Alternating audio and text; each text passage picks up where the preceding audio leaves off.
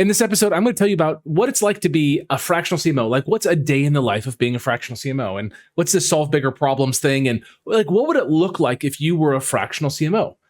Let's dive in. Marketers of the world, why do we work hard to solve small problems? Why do we reinvent ourselves and our clients over and over? And why are we giving away marketing strategy for free?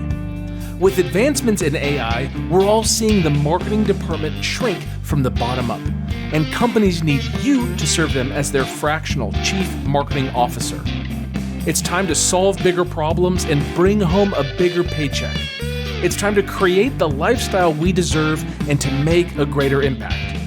This is the Fractional CMO Show, and I'm Casey Stanton.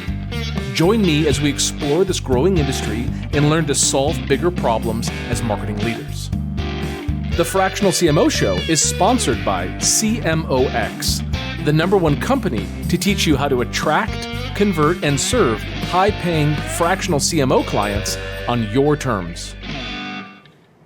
All right, hey, it's Casey. So here's what it's like to be a fractional CMO. And I'm going to share with you like how it's like for me to be a fractional CMO, because I'm a fractional CMO. Like, I win clients and they pay me and I serve them and I deliver the same agreements that we have inside of the accelerator, all that stuff. Like, let me just say that real quick. So recently I signed a new client and I needed to create an agreement for us, like a contract. And I don't have any special agreements. Like, I don't have something that like only I keep. I hired a lawyer, they built them for me, and we have them inside the accelerator. And when it's time for me to sign a new client, which happens rarely, right? I like to keep my clients for years on end.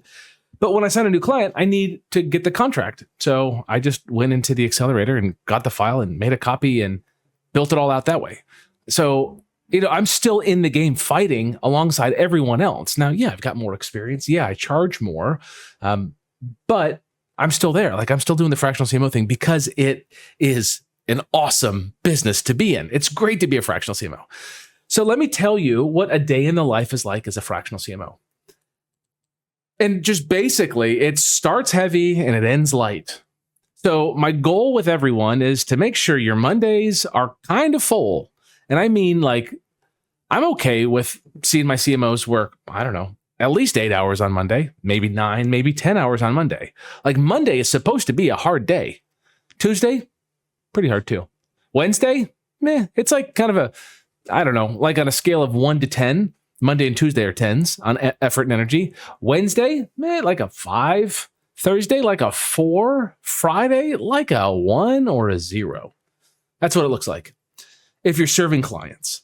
So you start the week off really, really strong serving clients. Let's say you have 2 engaged clients. These are clients who are working with 10-ish hours a week. They're going to meet with one Monday morning. You're going to meet with one Monday afternoon. Your Monday morning, just for client A. Monday afternoon, just for client B. It's going to nicely separate your day. You can bisect that with lunch if you'd like.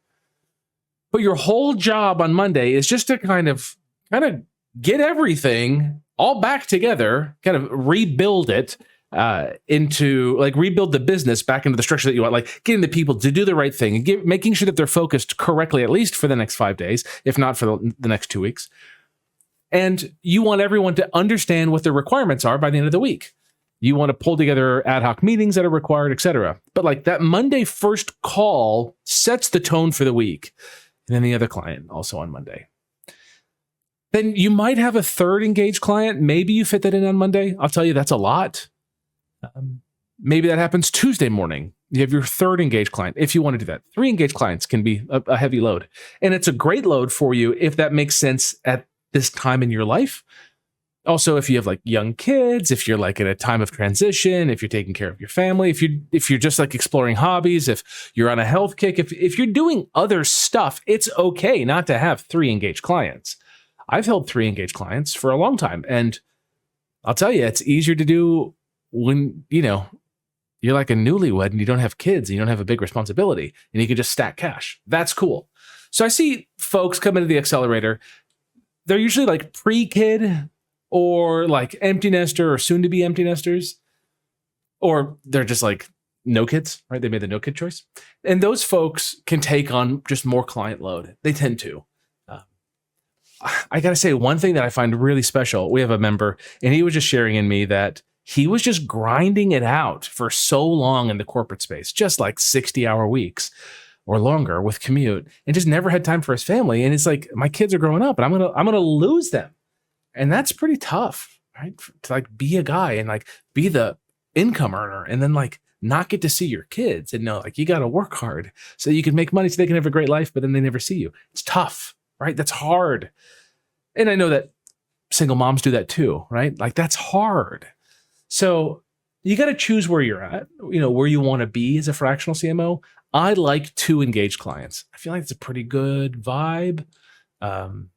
It's just kind of, it's totally doable with travel and vacations and life and whatever. To engage clients is totally chill. So consider that you have 2 engaged clients. Monday, heavy day. Tuesday, what would you do with 2 engaged clients? Well, you're going to have some ad hoc meetings. I worked with a client and sometimes, every Tuesday, I would meet with their sales team because their sales team would do like an EOS style L10 meeting. And if I wasn't there, they were just going to complain about the leads that marketing drove. So for about a year, I joined every sales L10. And then after a year, I got my marketing director to step in and he attended those calls on my behalf. So it was great. He felt like he kind of got pushed up to the next level, and then I got just more freedom in my day. But that happened on Tuesdays. We'd also have other kind of ad hoc calls, maybe with vendors, working with a marketing agency, or you're working on a project and you want to do like a same page meeting. And you just want to like book a call with everyone to get together because you're launching a website or launching a product or launching a book or doing whatever, and you need to spend that time together. So you're going to have some of those ad hoc calls. And again, my preference is Tuesday for those, Wednesday for those. That's really where I want to pack those in. And then your week just kind of peters off. On top of all that, you're going to be doing daily stand-ups. I think I'm not going to say it's a requirement because sometimes you can get away with not doing it. Like you work with really independent folks. I've joined really mature teams and some folks are just like, I don't want to talk to you every day, Casey. I want to talk to you once a week. And like nothing I can do will change that. And it's just not worth it to reach out to them because they're like really self-directed and they're quite good at their job. So I don't do that daily stand-up, but I personally enjoy the daily stand-up. 10, 15 minutes every single day, same time, like 9 to 9:15. And then you have another one, 9:15 to 9:30. You pack them together in 30 minutes. You're identifying the biggest problems for the day, making sure everyone's on them and they're off to the races. And you're kind of good. Like you touched everything in the morning in the first 15 minutes of the workday. And then you're good. Like people can just Slack you or whatever. So much of your work becomes asynchronous communication. And that means that you can operate from your phone. So we've got different levels of folks in the CMOs Accelerator, right? Folks that are just winning their first client, and then other folks who have established businesses. Maybe they've been in the accelerator for a while and they've like built with multiple clients, or they came in with a client or two and I've helped them gain additional. And I'll tell you, this strategy, let me tell you what it looks like when you're fully kind of ascended into this very successful fractional CMO role where you're charging, you're bringing in, let's say like 30,000 a month or more. What does that start to look like? It starts to look like utter freedom. Generally speaking, I would want to be at my desk on Monday. Every other day of the week, I can be mobile. I like to be at the desk. I'd like to kind of see all the reports and everything and just kind of internalize it and find the big problems to solve all that stuff on Monday. But beyond that, I need to work. I need to do work. It's not like I can just disappear, but I don't have to be at my desk because the work isn't keyboard work. It's not mouse moving work. It's not PDF review work. It's talking to the marketing techs, ensuring they're on track, and saying like, you're doing a good job. Keep it up. I mean, so much of the work is just that. It's just checking in with people, vibe checking them, making sure they're doing okay, making sure their life's okay, and then making sure that they're focusing on the right thing, and then just encouraging them.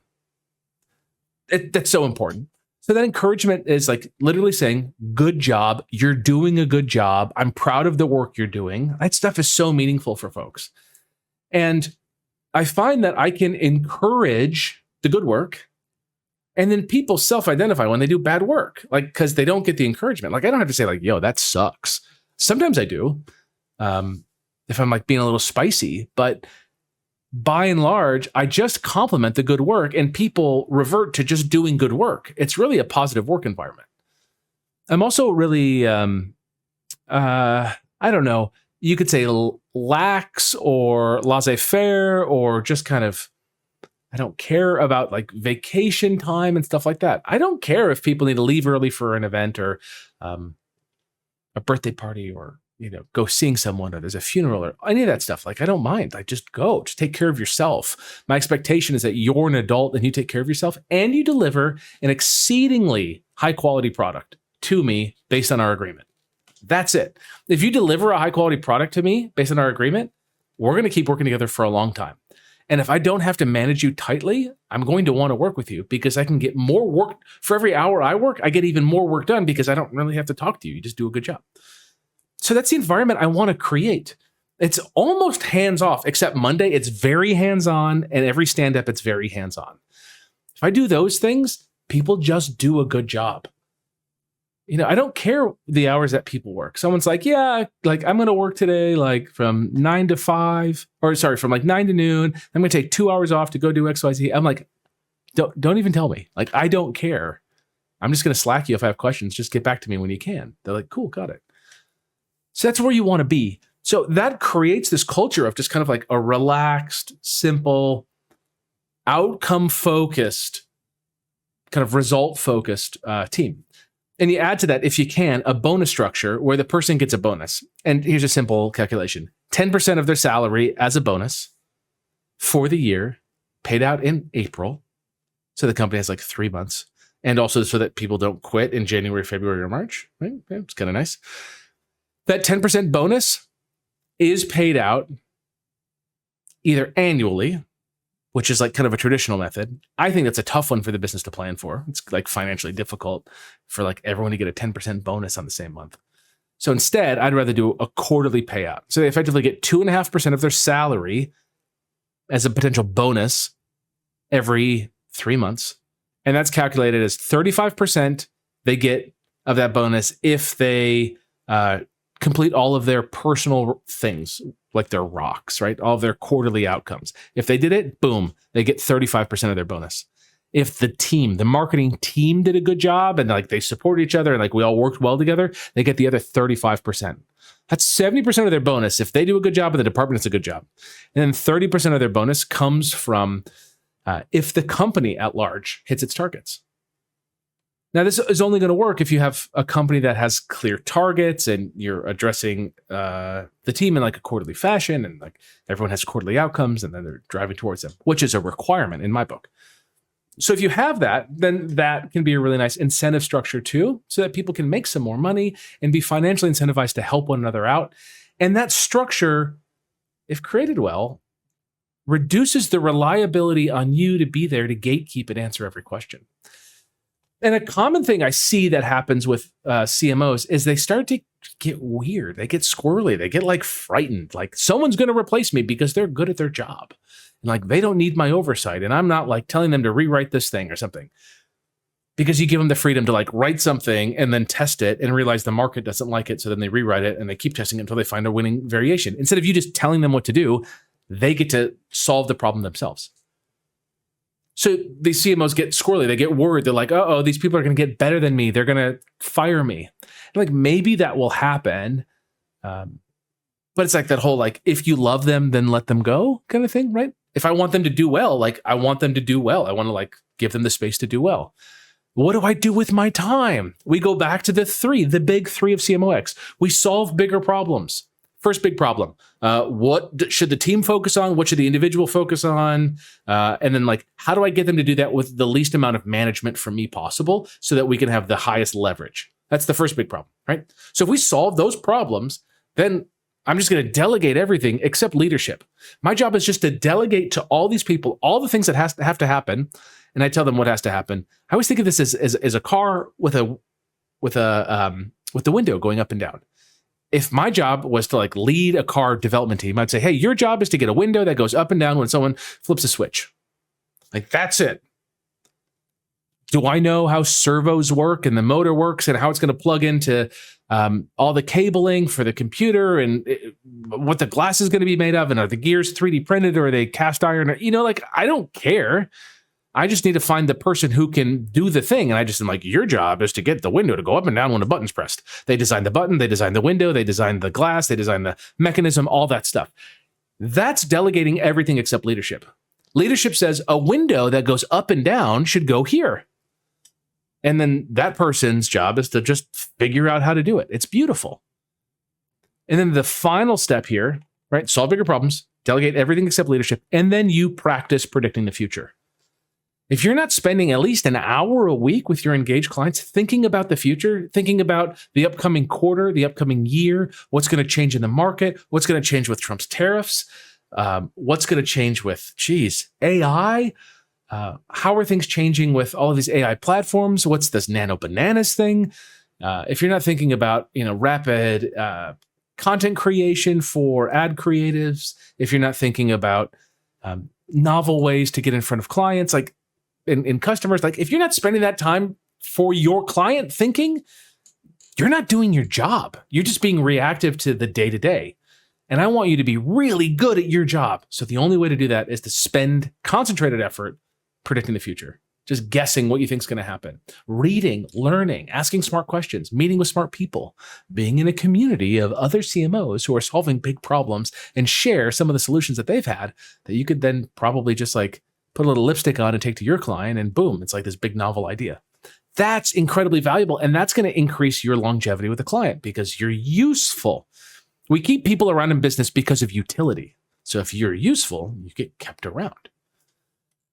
So that's the big idea. So your day in the life is a heavy Monday, a heavy Tuesday, lighter Wednesday, light Thursday, potentially off on Friday, maybe outside of a stand-up. So it's just kind of your energy's hard on Monday and it's nothing on Friday. Well, what do you do with the rest of that time? You got choices. One choice is to focus on building your business. So at CMOX, we try to minimize the calls that we do on Monday and Tuesday because our CMOs are pretty busy. So we do a lot of our calls Wednesday and Thursday because we know that they have more time for that. And then not on Friday. We have some calls on Friday for folks that are getting started, right? That's like our accountability calls and the road to 10K to help folks get to 10K a month in recurring business as quickly as possible. We do those on Friday.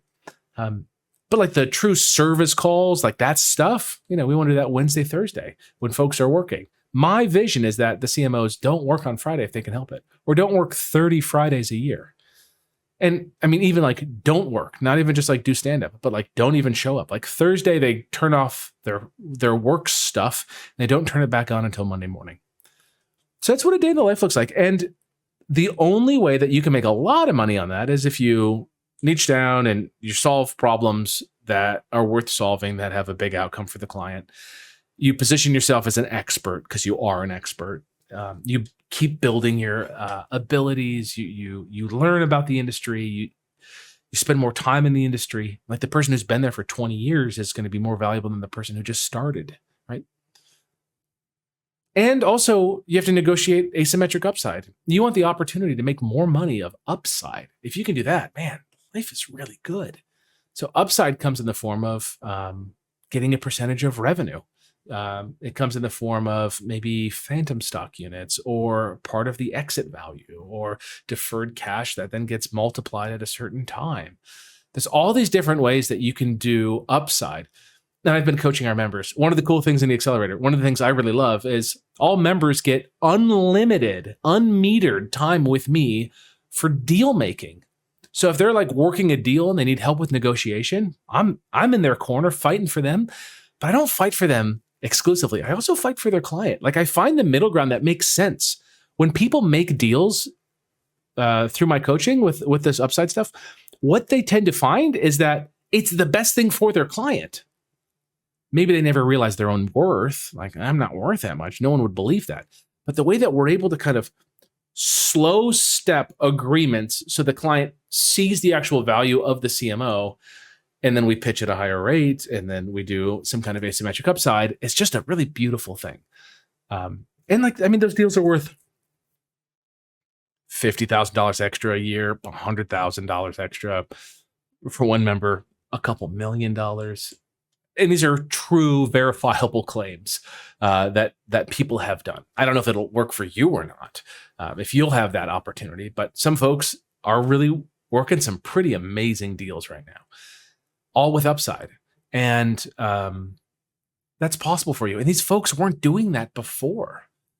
So I really think that what we've got going on here is something special in the market, and I'm super proud of it. So if you want my help living this kind of lifestyle, if you're willing to work your butt off on Monday and Tuesday, and then kind of slow it down the rest of the week and maybe dig into building your business so you can have consistent income, which I think you need to do for at least a year, right? Like really lock in and build something of significance. And then you can kind of chill out a bit. It's like life's a little bit easier once you have all the foundation built. You get it. You've had a couple reps. You've signed a few clients. You know how to do it all. You're like building and learning and getting paid. And after you do that for like a year, man, you're in a good place.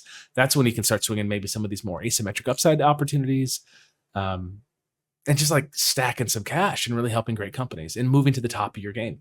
So now's the time to do it. If there ever was a time, this AI influx is going to lead to mass layoffs and the market is going to get crowded. So it's better to be in early in this novel place than it is to, delay. So if you want my help, if you want to join me on calls every week and I'll coach you directly personally, like today I was on with members. I think I had like 7 members join and I helped them each one-on-one over the course of 90 minutes with their niche, like finding the niche that was right for them and just really squeezing down and finding like the perfect audience for them to go attack.